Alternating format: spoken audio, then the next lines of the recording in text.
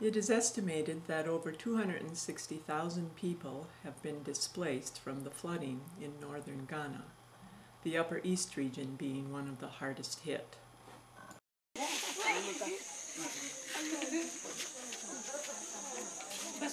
All the children will sleep in the same mat with her. That even the room is full. That all these rooms, as people living in all these rooms. And some are behind the other side of the veranda. This is the mother and the father who are staying in this room, and all is falling. Now what again? And then the other side too. All these things were new buildings, but now they are collapsed.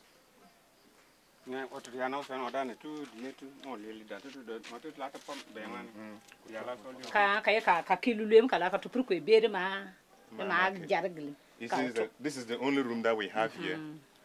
And unfortunately, there are some cracks, and because it is cracked, when rain falls, the water goes in between the cracks, and then it falls again. So this is the only room left for us.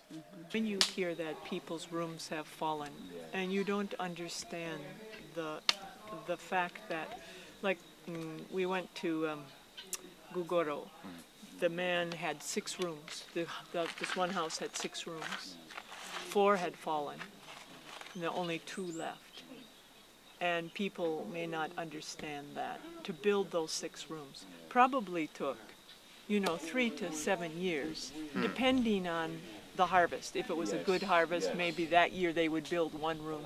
And then maybe the next year not good, and so the following year the harvest was good, so then they maybe put up another one. And in, 1 day's time, all of that gone. This compound is one of the worst affected house or compounds here in Kalbio Gugoro. Almost all the rooms are falling, and it's leaving just about 1 or 2 rooms left for the family to live in. So they were living in this room.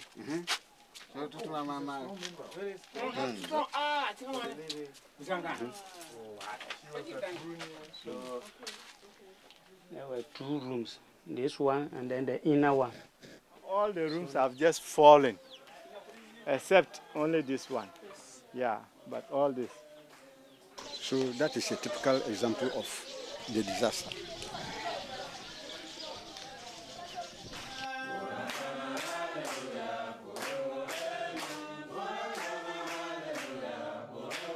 This is the early millet, and they haven't got to harvest. There's no seed on There's no seed. The rains didn't come until the middle part of July, which resulted in most of the early millet being destroyed because of the drought. It didn't produce, and then the rain started falling from the middle part of July till September.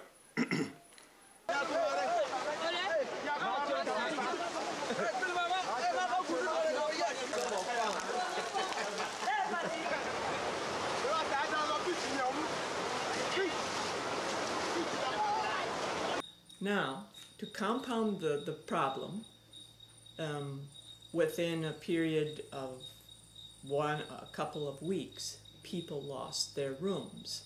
If they had any food in their storage places, they had millet or corn, that would have been destroyed because the mud blocks fell onto the food. They may have been able to save some, but not very much. So whatever little food they had left is gone. Their later crops that they hope to produce something are underwater, not growing well, not maturing well. So they're not going to get much of a harvest from that.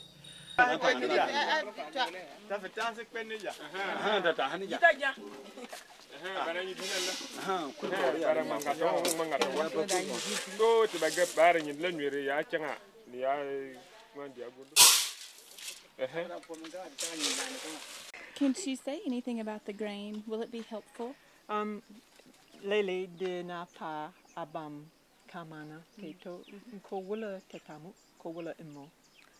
Do ta ma ku di ti ku ndere na zyo se ni tu te de na fe wura ku de tu ku ba pane ku du ku ma na ban choti Oh, so. ku pasi ya nan po le ku di. Okay. She said that all of their rooms, because they all fell down, including the place where they store their millet and grains, it was all spoiled. So the corn that they are receiving today will help them to have food as a family. Otherwise, they would have nothing. So here these people are displaced from their rooms and their homes. They don't have enough food to eat. They don't have enough extra food, what we call cash crops, to sell to help them build their houses again. So we're talking like a year where people are going to be suffering without food. And if they don't get help, how are they going to build their rooms? So it's a really very complicated problem. I want to thank our people, especially Reverend Francis and then the director, SM director, for coming. I want to thank them for the concern. Because this is what the Lord has said, that we should care for one another, we should love one another. SIM is working in partnership with the Bible Church of Africa to distribute aid. If you would like to contribute towards the need here, please call or contact the nearest SIM office or visit the website at www.sim.org.